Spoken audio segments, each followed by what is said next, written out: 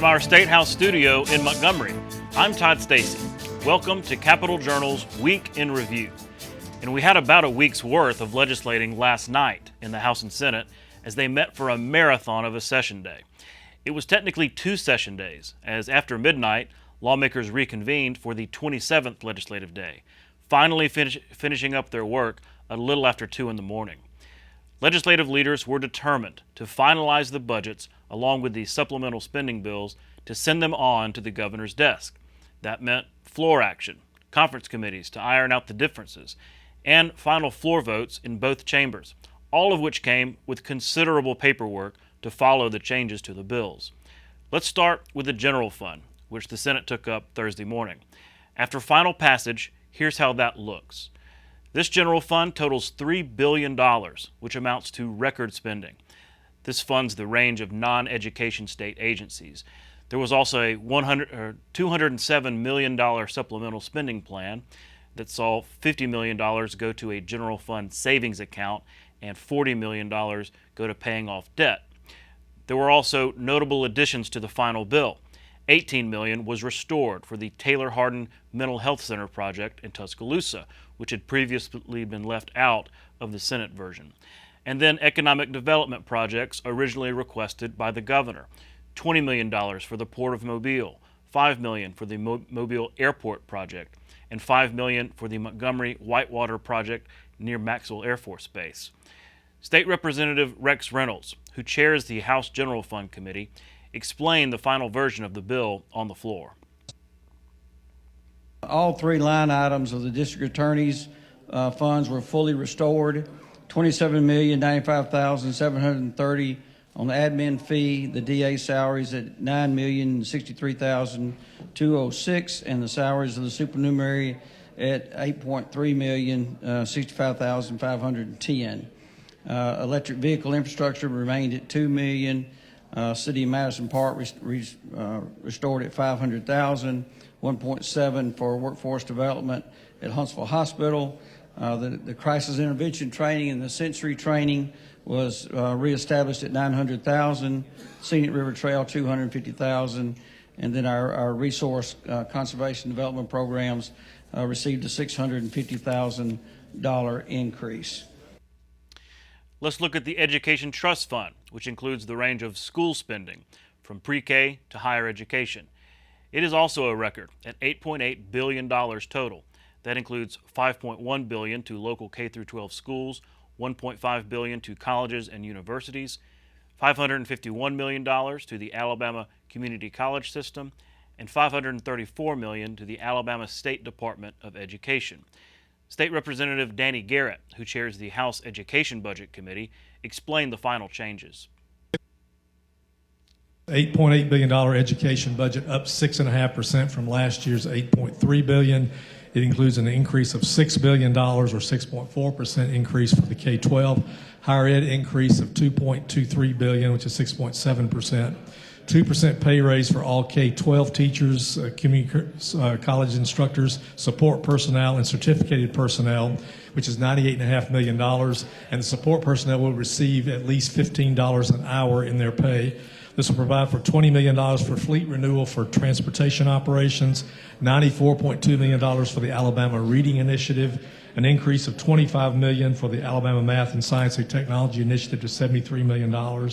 Bonuses of $4.6 million for special education teachers, $500,000 for stipends for school speech therapists, $40 million for continued support of the Numeracy Act, which is an increase of $25 million. This will provide 100 coaches in summer camps for full support schools, $10 million toward initiatives at underperforming schools, a $50 million increase to $66 million for school nurses to ensure we have a school nurse in every district.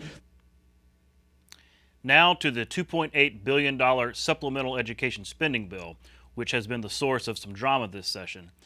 The one-time tax rebate has been changed for the 4th time. Under the plan that will go to the governor, the amount spent on rebates is $393 million. That would mean, if it becomes law, individual taxpayers would get a $150 rebate check, and couples filing jointly would get $300. Remember that as originally proposed by the governor, those rebates were $400 for individuals and $800 for couples. Instead, the legislature has decided to invest those supplemental funds in a special education savings account at the level of $354 million, and an account for school construction controlled by the Lieutenant Governor at $179 million. The bill also notably includes $480 million for one-time education expenses and $111 million for workforce development through AIDT. Senator Arthur Orr, who chairs the Senate Education Budget Committee, talked about how those spending levels changed on the Senate floor. I was asked how much the rebates cost, and it's almost $400 million that would be used to fund the rebates that we just voted on. So since the rebates came down somewhat, where is that money going? Where are we spending the $157 million that came back from the rebates that were reduced by the conference committee? So these budgets are on their way to the desk of Governor Kay Ivey. And let me clear up something from last night's show. Under the Constitution, the governor now has 6 days, not 10, to act on these bills by signing them or sending them back with amendments. That window does not include Sundays, so she has until Thursday. Most expect at least some changes on the supplemental bill because it is so different than what she originally proposed.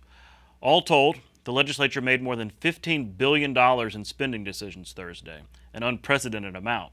And yet, one of their top priorities was conserving funds for the future. Capitol Journal's Karen Goldsmith has that story.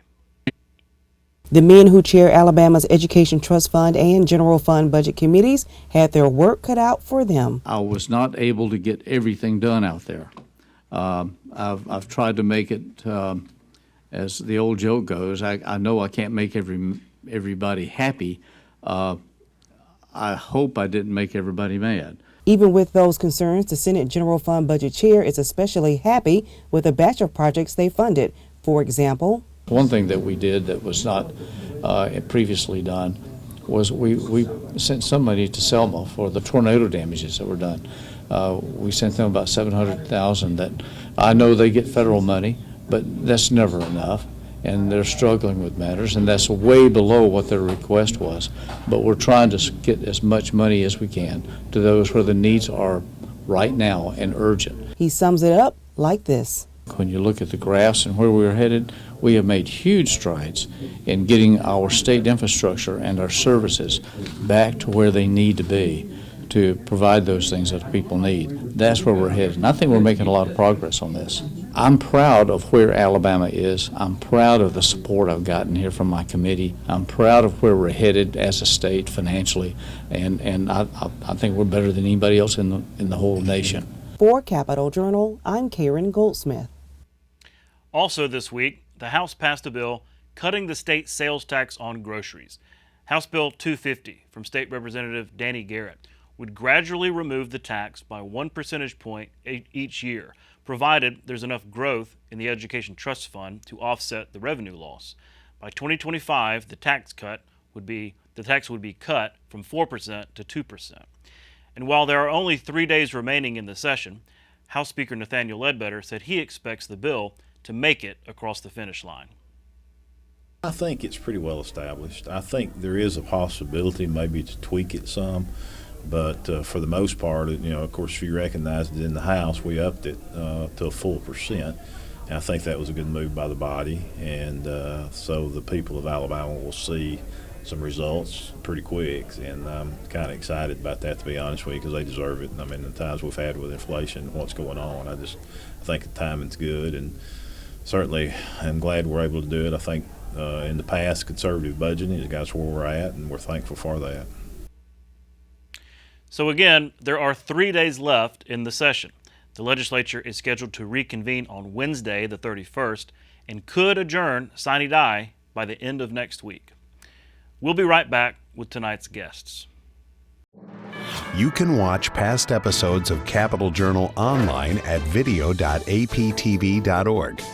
Capitol Journal episodes are also available on APTV's free mobile app. You can also connect with Capital Journal and link to past episodes on Capital Journal's Facebook page. And you can listen to past episodes of Capital Journal when you're driving or on the go with Capital Journal Podcasts. Joining me next is State Representative Danny Garrett, Chairman of the House Education Budget Committee. Mr. Chairman, thanks for coming on the show. Thank you for having me. It's a perfect week to have you on because the budgets were moving this week. I mean, just a lot of action on the floor between the House and the Senate. But y'all took up the education budget in your committee and on the floor. Wanted to finish work on the budgets this week. Let's start with the ETF base budget. What your priorities were there, working with the Senate and with the governor's office. Are you pleased? I mean, it's obviously a record budget, but are you pleased with what the product ended up with in terms of your priorities? Yes. You know, Senator Orr and I have been working very closely on both the budget and the supplemental because there's so much money, and we wanted to make sure that we were on the same page as far as our strategy and our thinking and reflecting, you know, trying to move things forward that reflected the input of both our House members and Senate members. So to the budget standpoint, the governor, you know, pretty much spent all the budget money that was allowable to spend. 6.5% is what we kind of agreed would be the budget increase over last year. When Senator Orr in the Senate, they took $25 million line item out of the rural broadband, out of the broadband program, because we're putting hundreds of millions of dollars in broadband elsewhere from other sources. Like ARPA, for example. ARPA and CARES money, whatever. So we basically removed that line item and was able to distribute $25 million to other areas of the budget. When it came to the House, we had found a little bit more money to move around, but for the most part, it reflected our priorities, which continue to be the initiatives with the reading initiatives and numeracy initiatives, the focus on schools that are underperforming, auxiliary teachers. Of course, we had the pay raise in there. Did some stipends for speech therapists, bonuses for special ed teachers, changed the salary matrix so that for nurses to increase the nursing pay to try to at least fund a nurse in every district with a long-term goal of getting a nurse in every school. We also added pay to the support staff personnel to get people up basically to at least $15 an hour. Mm-hmm. So a lot of things like that. Again, to continue to focus on the early childhood, the pre-K programs, creating 37 new pre-K classrooms. And then the community college system, you know, continue to support workforce development, training, and things like that. So I think the base budget was very little changes from what the Senate sent down, and I think it continues the focus we've had in the past. Mm-hmm. Well, let's get to the supplemental because that's where these changes have been coming. We wrote about it saying that the rebate has now been changed for the third time. It came over from the governor as a recommended one-time tax rebate at $400 for individuals, $800 for couples. Senate drastically reduced that just to a $100 rebate. You plussed it back up to $210 and $420, I think, for couples. Walk me through your decision-making in talking with your colleagues about the reason behind plussing that rebate back up. Well, I'll say one thing. I'd said early on that for my business career, you make your worst decisions when you have a lot of money. And so we have a lot of money. We hopefully have not made a lot of bad decisions. We've tried to avoid that. But I think a lot of the reasons you make bad decisions have just come out. When you have a lot of money, you got to be very disciplined in what you do. I think this rebate thing has really evolved. If you go back to like last summer when and still there's a lot of uncertainty in the economy. We're not sure where we are, where we're going, and you know, projections don't seem to make a lot of sense these days. Back then, we were concerned about tax cuts and the ability for the state to sustain tax cuts going forward. Because you're getting these revenues in that are just incredible. Yeah. And so the idea of a one-time rebate was very attractive to a lot of people. As we've moved on and we've had maybe a little more comfort level with kind of our projections and what the supplemental appropriation could be next year, you know, basically with the excess funding if we continue. You know, we have a clear picture about where we're going to be. You know, the window is short a little bit. So that clarity has warmed up to give us a little bit of comfort that we can do some tax incentives or tax cuts that maybe we didn't think we could last summer. And so you've seen some of that this session. Now, we also had a lot of things we thought we might do. We've kind of pulled back when the grocery tax, which I know we'll probably discuss, but the grocery tax became a hot topic. Then that sort of altered our thinking because at the end of the day, we've got to be able to sustain whatever we do. So the rebate sort of migrated from let's that be what we do, to, well, okay, we can do a rebate and also do some other tax modifications. And so the Senate, of course, took the $1 billion rebate the governor did and cut it to $275 million. Where we are today, we've actually in the House felt like that was really not enough to be meaningful or even impactful to anyone. Really, a $100 rebate certainly is better than nothing, but it's not, a lot of people question that amount. So we doubled it, which gave us a little more money to give less money to pull out the savings. We had a huge savings account, right, which is a new account in the Senate version. So that changing that rebate impacted that number and moved some other things around. But I guess the issue is that we've kind of moved to the point that I think the grocery tax is something that's the people really want. I think we'll be addressing that. We certainly have looked at some other modest tax relief cuts. The House has moved several tax cut bills that we think could be sustainable even with the things that's on the table now. We like Representative Daniels' overtime exclusion bill that's still up in the Senate right now. So we're to a point that with all the numbers and analysis that have been run by LFO, we feel very confident that we can do what we're doing. But I guess going back to the rebate, that idea just sort of morphed over time to where one time that was what we were going to do to now, okay, in conjunction with other things, right, what should that rebate amount be? Yeah, because even at the beginning of the session, nobody knew that the grocery tax cut was going to take off. And I do want to get to that. But real quick, following up on this education savings account. Like you said, brand new savings account. And we have, other accounts, rainy day, a rolling reserve, Alabama Trust Fund. Most of these accounts, though, take some kind of mechanism to access the money, right? Like rolling reserve, it's got to be proration, right? Or Alabama Trust Fund, I think it takes a vote of the people. So is the intent to make this more flexible in terms of, the legislature can access this reserve funding without some of these mechanisms having to be triggered? Well, part of it is the fact that, right now we really don't have a savings account that we can access. So if we get into a tight, we have to rely on proration or some other mechanism outside of our control. And so the idea that we would be able to now budget and basically set aside money the legislature could tap into as we needed to do it. Along with that, though, we put in a secondary spending control in the budgetary process. Right now we have a cap calculation that limits what we can spend. The problem is that if you don't spend to the cap, the formula gets kind of wonky in what you do with the funds and whatnot. But I'll just give you an example. Several years ago, the budget was $7.6 billion.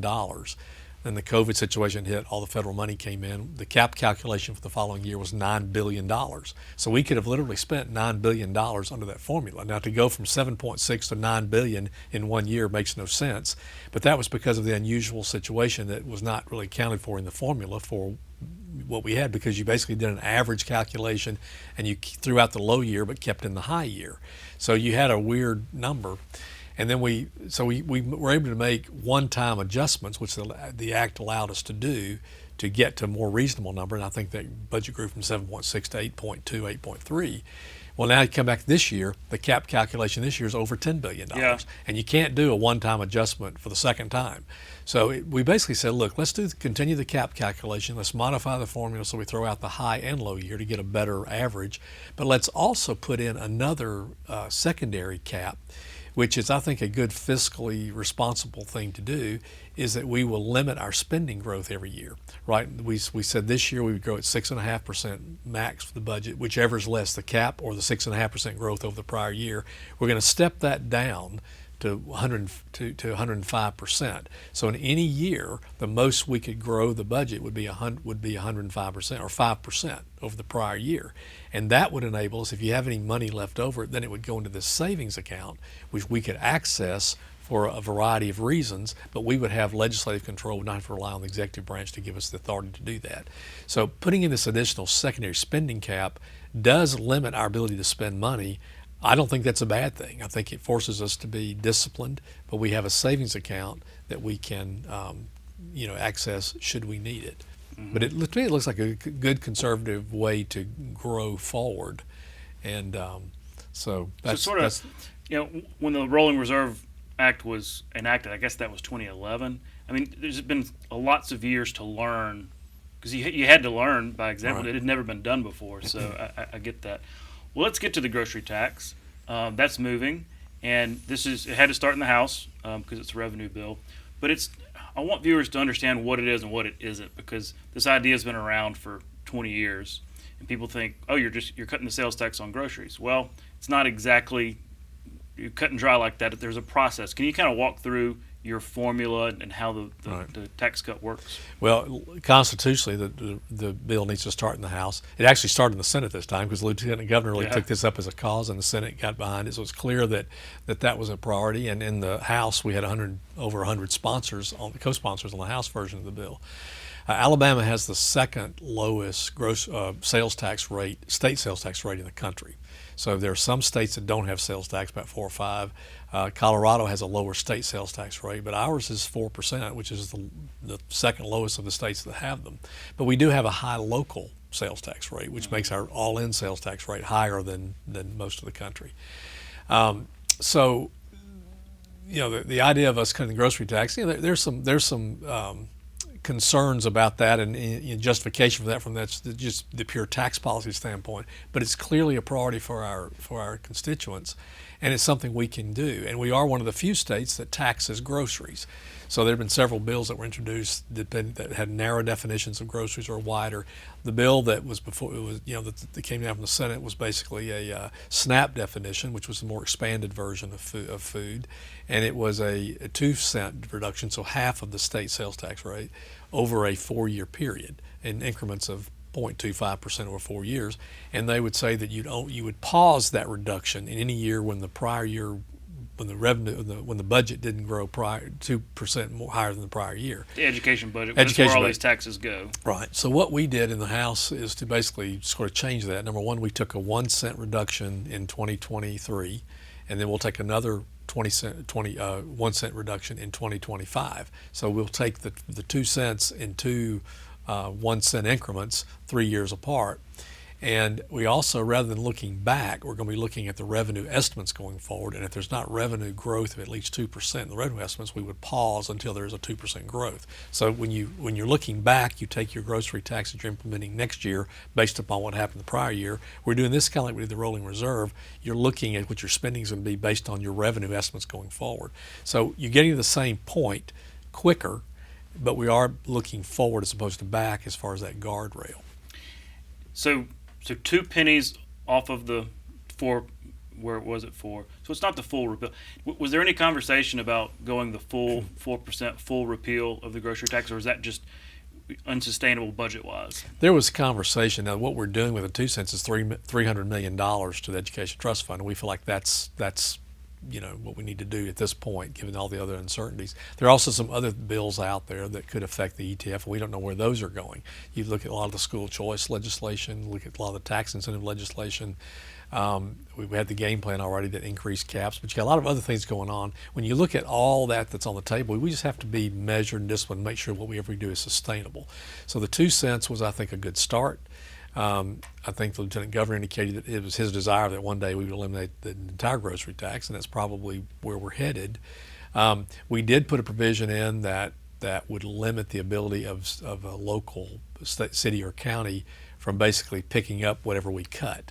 And that's been a little bit of controversy because the counties and cities are relying on those sales tax dollars. Mm-hmm. And so to basically for the state to say you can never raise your food tax, I can understand the concern and the pause they have there. But on the other hand, if our goal is to reduce the tax on food, you can't do it if we reduce it and then let somebody else raise it. So those discussions are... You'd never see the difference, right? I guess that would be the argument. While I've got you, I want to talk about this literacy task force bill. It's through the House. It's up in the Senate. Not sure. I think maybe through committee. Walk me through what the changes to the literacy task force are and why you pursued them.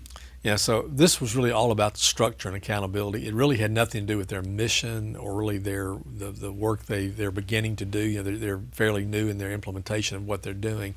But we basically found out that the law created this task force that basically did not make it accountable to any legislative or executive branch authority. And so they have the ability to make decisions that basically are mandates, and they're unfunded mandates. For example, in one case they recommended two vendors that can be used for reading assessments, which is key to the Literacy Act, measuring how you're performing. But they recommended these two vendors. Well, neither of these vendors were really used in the state. So because of that decision and because there was no check, then systems, if they're going to receive state funding for those assessments, have to switch to these other vendors, even if they're in a contract with a vendor that they're happy with, that's providing the information showing that reading is improving in the state. They're forced to have to make that change to get state funding. That's an unfunded mandate. Some systems can afford to do that, some systems cannot. So what came to light was that, number one, we need a structure in place so that this task force operates like other task forces. They do research, you have experts, they make recommendations, but those recommendations are not automatically implemented. They're at least reviewed or modified, or hopefully they're implemented, but they have to be reviewed. There's got to be some accountability there. We just can't turn. And that's the superintendent? In this case, we would make the change where the Alabama Reading Initiative director would be the chair of the task force, which is like we've done it with the Numeracy Act. The director of math is over the task force, just to put that check in place. And we also found out that no one was reviewing the content of the material that was going into the classrooms. The task force was charged with making sure the content, the curriculum, met the science of reading standards, which they did. But nobody was reviewing the content, what the stories were about, what the children were reading, what they were learning from what they were reading. And there were some concerns that had been raised once some of those lessons got into some of the classrooms. And so you would think that, well, that was going through a textbook committee or some screening process, but because of the way the law was written, it didn't. So basically they had the ability to choose a curriculum that went into the classroom without any review. Again, I don't think anybody had any nefarious reason. I don't think there's anything underhanded or suspicious. It's just for this to be successful going forward, we have to have a structure that is accountable, that people who are subject to the code of ethics and the ethics law, and they're recommending vendors we use. There's a lot of procurement process. There's a lot of checks you have to make sure everything's done above board. This was all about putting a structure in place that takes care of those issues and also make sure that someone is reviewing curriculum before it lands before our children. You did get some pushback, though, from A+ and some groups that typically you're pretty aligned with. Right. How do you respond to their criticisms that this is kind of meddling? Well, I think they were concerned, some were concerned that we were basically trying to weaken what we're trying to do with the Literacy Act, and we're not. We're just trying to make sure we have some accountability there. It was the Literacy Act proponents, the bill sponsors back in the day, who I support, and I support the Literacy Act 100%, but they wanted to make very, very clear that what we were bringing to the table were new ideas, that were experts, and it didn't get lost in the educational bureaucracy. I respect that, but you can't have a group just operating, without any oversight and directing how we spend money and what's in the classroom without somebody, reviewing that and going through the proper channels. So I think there was some of that. There was some misinformation, concern that we were trying to minimize some of their standards with dyslexia, but the bill that passed basically continues to maintain that the dyslexia screening and assessment is a key part of what we're doing going forward. So it really, I thought there's a lot of confusion about were we trying to weaken the task force's ability to make recommendations? No, we have to have a structure though that's going to make sure that it's sustainable and going to continue as these task force members change. And for example, the current task force did not have any terms. There were nothing said in the law about what terms they chose. So we need to, or how long they were serving. And so we just tightened up some of that, not because they were doing anything wrong. They were complying with the law. We just had a law that had some gaps, and we tried to fix that. Mm-hmm. Well, on the topic of literacy, and we're way over time, but I just can't help but ask, you probably saw this story about, it was mainly about Mississippi, but we were included too, about the incredible gains in reading that they've had, because their Literacy Act went into effect years before ours. Mm-hmm. And of course, we saw gains last year. But seeing the incredible gains that Mississippi has made with a very similar law, do you think that it gives hope to your colleagues? Because when you implement some law, it takes years in education for you to actually see results. But when you see across in Mississippi and the nation kind of taking note of that, do you think that gives y'all confidence in the law you passed to say, hey, this is actually going to work? It does, and also I think the initiatives we've done, the reading coaches, the summer camps, the intensive tutoring, the things we're doing in the classrooms are very helpful. I'll also point out, though, that the assessments that were recommended by the Alabama Literacy Task Force, only 1/3 of the systems are using those assessments. So the gains that we're showing that in these numbers are basically using the assessments that many of our most successful systems are already using. So the key to the Literacy Act is not the assessment, the vendor providing that assessment or any of that tool. It's really what's going on in the classrooms. And so I think, again, they're laying out that roadmap, developing that plan that's going to help us move forward. That should be encouraging, but we need to just to support them. We just need to make sure we have a structure that's going to be sustainable. Well, Mr. Chairman, thanks again for coming on the show, and we'll see you next week. Thank you. We'll be right back. You're watching Alabama Public Television.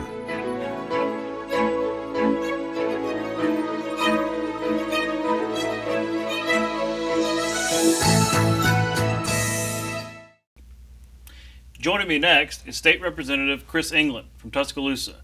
Mr. England, thanks for coming on the show. Okay, thanks for having me. Well, it's a big week for you because you've had several bills moving, one of which is already through the House and through a Senate committee. It is the HB 229, has to do with the habitual felony offender law and how that applies maybe retroactively. Can you kind of explain the bill? Yeah, so in Alabama, we've got life without parole, habitual offender, and, for a large, well, not say a large, but about 260 to 300 people who are currently serving life without parole. In Alabama, you could, when you're convicted, could be just as, have just as much of an impact on your sentence as what you did. Because over the course of the years, we changed habitual offender, included some offenses, taken some out, called some violent, and taken away that they're not violent. So there are a lot of people who are serving time with life without parole that with some of our sentencing changes likely would have been out. So if they were convicted under the reforms y'all put in, they wouldn't be in prison. Right, okay. So it's a very small group of people, like I said, about 260, and we've opened up a very temporary pathway for review, judicial review for those sentences. In order to be eligible, you couldn't have murdered anyone. There's no sexual offenses and your triggering offense, whatever got you life without parole, couldn't have involved you physically harming someone. Okay. And you would have had to serve at least 23 years in prison before you could even become eligible. So it's a very small group. We tried to narrow it down so it's not overbroad. Obviously, working through the system, Attorney General's office put a couple of amendments in there. I work with Russell Bedsole from Shelby County. He helped put a couple of amendments so we make sure we notify the victim, law enforcement. We also give the prosecutor an opportunity to be heard. And it's not a parole process. It goes back before the local judge or the sentencing jurisdiction, and it gives you a chance at review. So, and it takes a whole bunch of things into account. It's actually more rigorous of a review than our parole process, which means like you have to have an exemplary record for 23 years in prison. You have to have other evidence that indicates that you would be successful being released. So to make sure that we're releasing people who aren't defined by their worst moments, and it'll give them a second chance. And it got through the House, it's gotten through the Senate. It has a lot of bipartisan support, and hopefully within the last 5 or 6 days we can get final passage. Yeah, getting down to the end here. Yeah. Let's talk about your bill dealing with the death penalty, and specifically how juries recommend the death penalty. Yeah. I think a lot of people may be surprised to know that it doesn't take a unanimous vote of those juries. You have a bill making it unanimous, and it had a public hearing this week, but no vote. Right. So there are approximately 31 individuals who are currently on death row who were either sentenced by judicial override or by a non-unanimous jury. Just for context, in Alabama, we used to allow judges to override recommendations from juries, because so juries would either recommend life without parole or the death penalty. Mm-hmm. Well, judicial override will allow a judge to unilaterally make the decision and impose the sentence that they want. So a few years ago, Senator Brubaker and I sponsored legislation that did away with judicial override. But unfortunately, we had a retroactivity element to that, so the people that were on death row that were sentenced by either judicial override or sentenced by judicial override would get a review and actually have a chance to have their death sentence turned to life without parole. The process whittled that away, compromise, politics. Sometimes it makes you happy, sometimes it upsets you. Well, that was amended out. So the bill that I sponsored would require a unanimous jury and also make it retroactive. So those individuals that were sentenced to death either by a non-unanimous jury or judicial override would have the opportunity to be resentenced to life without parole. And again, to me, it's fundamental concept of justice. If the jury is required to be unanimous to convict, it doesn't make any sense to me that they're not required to be unanimous to sentence someone to death. Because those are different votes, right? Yes. The guilty verdict has to be unanimous, and then it's a completely different vote. Yes. So you could have somebody that is convinced of the evidence and understands this person is guilty of right. Would have to be a pretty horrible crime, but maybe just doesn't believe in the death penalty. Or doesn't think that it rises to the level that we put this person to death. And again, for us, for the state of Alabama, if we're going to put someone to death, it should be the hardest thing to do. Just in my opinion, that's why I sponsored legislation. And requiring a unanimous jury makes it difficult. It puts it in this appropriate context. And also, requiring a unanimous jury makes it less likely of us to execute an innocent person. It makes it less likely that somebody who doesn't deserve to be put to death ends up on death row. And also, it challenges us because if you value life, it should never be inconvenient for you to go the nth degree to make sure that this person is not just guilty, but also has the mental capacity to formulate the requisite intent. So, somebody may be mentally disabled and, shouldn't be put to death. So it just it increases the burden to the same level that it does to convict. What's going to happen with the death penalty? I know you have your opinions about it, but if you just look at it practically, every single execution goes up to the Supreme Court. I know they've sort of modified those rules a little bit to make it, more practicable. But every one is kind of fraught, and obviously it takes a very long time to carry out those sentences. But those the Attorney General and others will say this is necessary. This is these are heinous crimes and all this. But just looking at the issue politically, not just in Alabama but nationwide, do you see? Is the Supreme Court going to overturn this or anything like that? Honestly, I think we're at the point where we're more or less state by state sort of thing. Yeah. And interestingly enough, Alabama was one of the last states in the country to get rid of judicial override. We're still currently Alabama and Florida are the only two states that don't require a unanimous jury if they have the death penalty. I think Florida actually went the other way. Yeah, Florida went back in time and decided that they wanted to change the numbers. But as a society and as a state, the last three attempts to put someone to death in Alabama failed miserably, right? Because couldn't find a vein or for whatever reason. And we're also in court because a judge is talking to us about how we execute people. But we're at the point where we're asking ourselves a really uncomfortable question. What's the best way to kill somebody? It's hard to imagine being a state that values life, asking ourselves in the same breath, what's the best way to kill somebody? And I think the country overall as you see many states going the opposite direction, are kind of coming to terms with the practical aspect of it, because it's hard to find the drugs to put people to death. It's hard to find the people to do it, and practically it costs more to put someone on death row than it does just to have them on serving life without parole.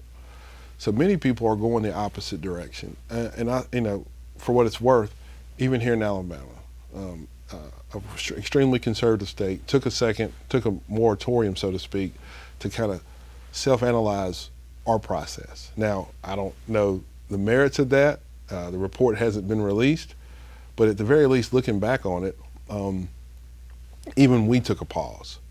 So ultimately, I hope that we come to terms with how we respect life, even when it's inconvenient, because we look at someone and say we don't like what you did, but mercy requires us to forgive and not execute you.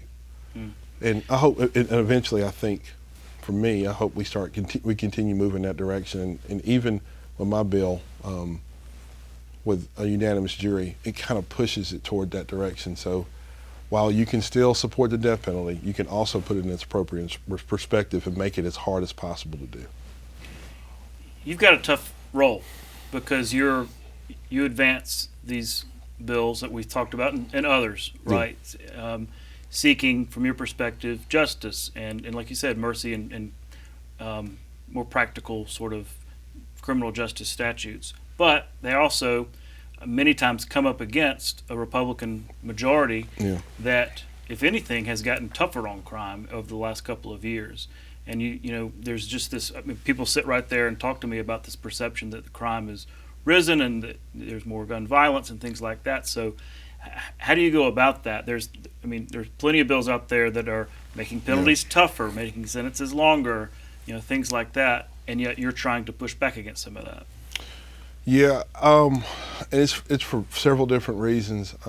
Obviously, I think justice as a concept not only has room for punishment, but also rehabilitation. I think it's our responsibility to not only punish, but to rehabilitate so it doesn't happen again, right? I guess that's why it's called the corrections. But also, as a legislator, as a legislature in general, our responsibility is to govern a system and to make sure that we have adequate resources to respond to the demand. Mm-hmm. And in this sense, prison space is the resource. And I can't guarantee public safety if I also I don't have space to put people. I can't guarantee space, and I can't guarantee public safety or protect you as a public if I don't put the resources in law enforcement and prosecutors and also with attorneys to defend the accused unless we put the resources there, right?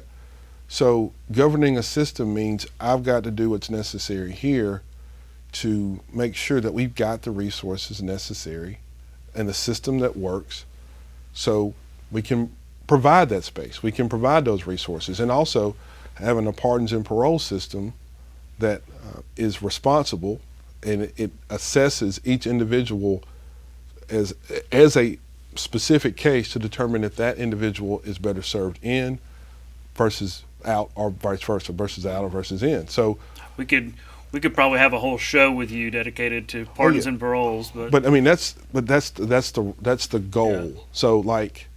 So I understand that a lot of my Republican colleagues are talking about crime and punishment, but in order to ensure public safety, I can't do it without paying for prosecutors. I can't do it without law enforcement. I can't do it without a functioning parole system.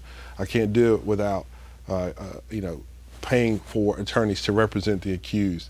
I can't do it without spending money on rehabilitative programs. And the answer cannot always be we're just going to build more prisons. While I've got you, I can't help but ask you about the Alabama Democratic Party. And I know your term ended a couple years ago, and so that's water under the bridge. You did your service, but it continues to be just kind of a mess. There was this meeting the other day where lots of disagreement about who controls the party and everything. Just from your time as chairman and as a Alabama Democrat right now, what do you see when you look at the party, and especially considering elections are going to end up coming, and they're supposed to play a big role in supporting the statewide Democrats? Yeah, democracy is ugly. Sometimes you fight with your brother, you fight with your sister, and but the goal should be to create a better place, a better space, a better party.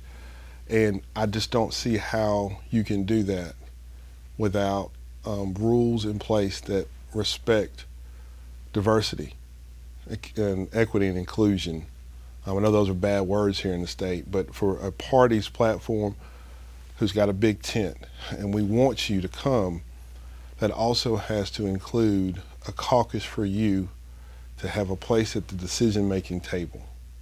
So I think regardless of what you see, the fussing and the fighting and so forth, I think the most important thing is we have to have bylaws that reflect how the state of Alabama is evolving in terms of all the people, respecting the diversity of all the people who live here and who wish to be a part of the party. We won't be able to win elections without bringing people together. In order to do that, we have to have bylaws that reflect the platform, bringing people in, bringing people together, and also respecting your role in the process. So, I mean, the most important thing to me is that we always have bylaws that encourage youth, the LGBTQ caucuses, Hispanic, Asian, Pacific Islander, Native American, all of us at the table, fussing and fighting if necessary to create a better party.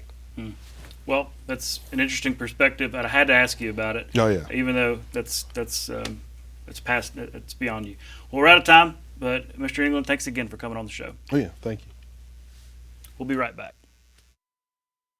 You can watch past episodes of Capitol Journal online anytime at Alabama Public Television's website, aptv.org. Click on the Online Video tab on the main page. You can also connect with Capitol Journal and link to past episodes on Capitol Journal's Facebook page.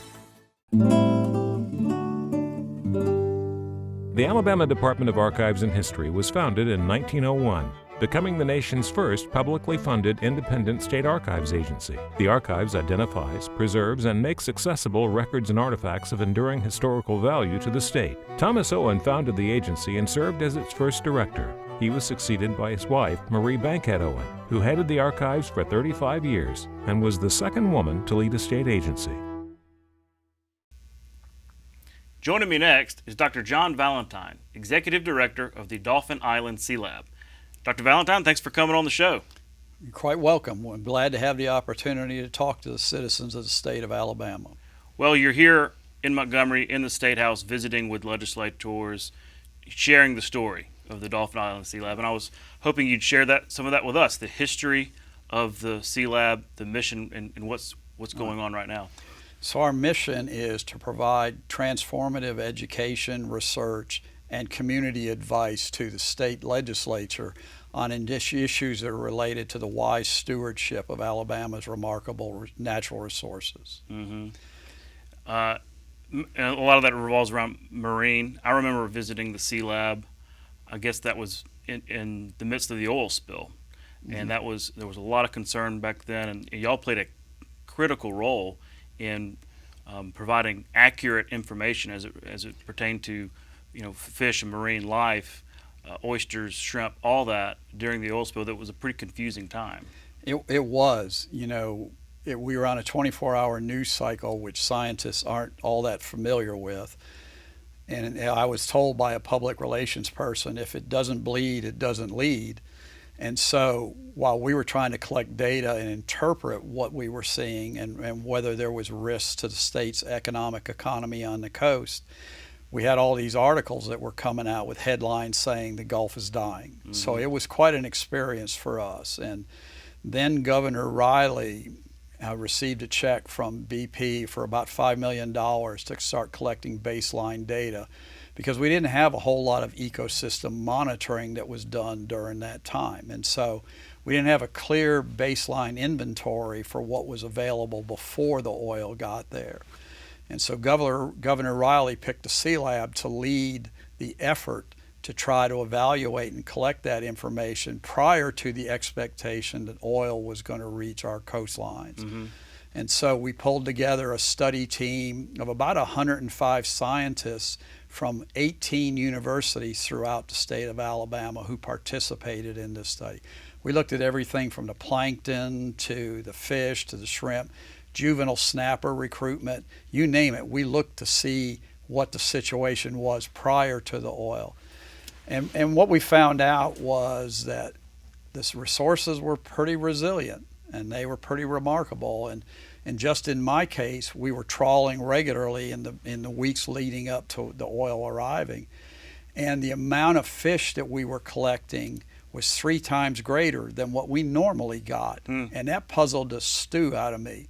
You know, how could that be? And later on, what I concluded was that it had to do with fish from Louisiana leaving the impact area and basically migrating east and west. Interesting.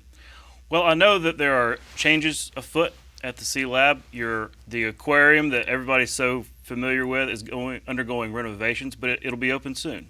It should be open July 4th, the weekend, that weekend of the 4th. And we're basically taking it back to its original bones and then rebuilding it. The emphasis will be on the Alabama watershed and our coastal resources. It's a story about our historical and cultural heritage. There'll be a lot of that.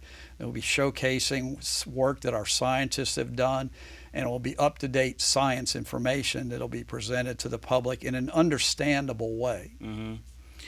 You were talking about data and the importance of research and using real data, and sometimes it is tough in this media cycle where it's just sort of right. You want things right away.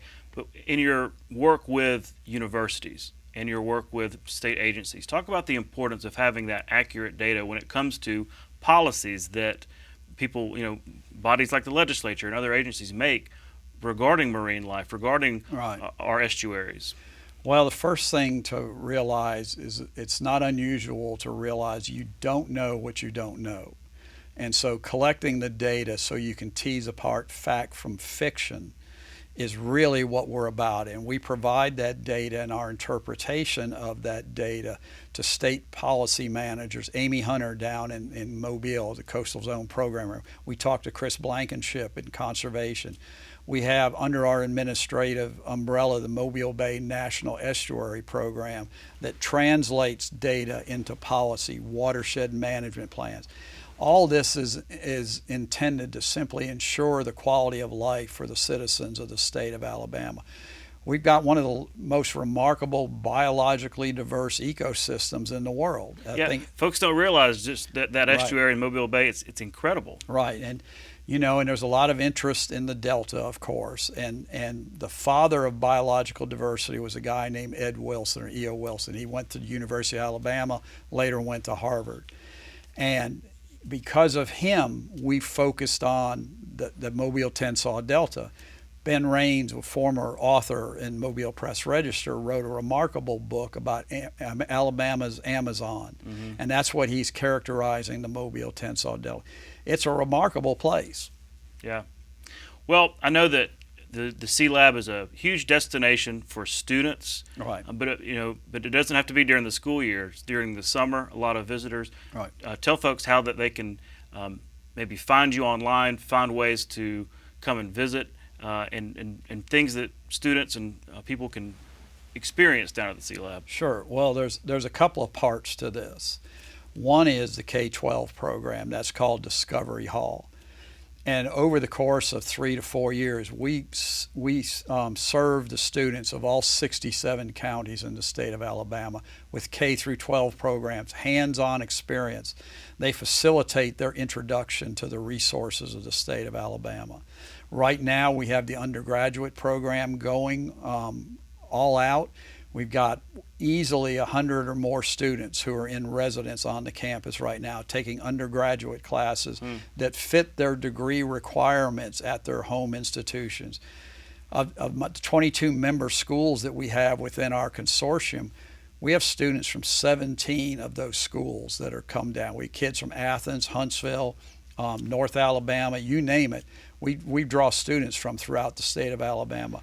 But importantly, we also recognize in the K-12 arena that not every school system has enough money to come to Dauphin Island to take part in our program. So we have a program called Baymobile, and it was founded with donations from ExxonMobil, PNC Bank, and from our C-Lab Foundation. And we take the show on the road for those schools that can't afford to come. And they actually get more introductions. So it's our rough estimate that about 20,000 children get exposed to the Gulf of Mexico in one way or another over the course of a year. And then we have the aquarium, as you mentioned. It's really intended for the public as much as it is anything, and making it understandable to the public. And that's why I'll frequently say we support education from kindergarten all through gray hair. Well, I'll tell you what, it's good memories to remember the Dauphin Island Sea Lab, but I want to come back. So the next time we talk, and the next time I interview you, I hope it's down there on the coast, on Dauphin Island, there in the Gulf of Mexico. We'll give you a taste of good Alabama seafood if you come on down. Absolutely. Maybe during snapper season. Anything that tastes good with butter, it's yours. Well, Dr. Valentine, thanks again for coming on the show. Well, thank you for having me. That's our show for this week. Thanks for watching. We'll be back Tuesday night at 10:30 with more coverage of the Alabama legislature right here on Alabama Public Television. From our Capitol Journal team, I'm Todd Stacy. Happy Memorial Day. We'll see you next time.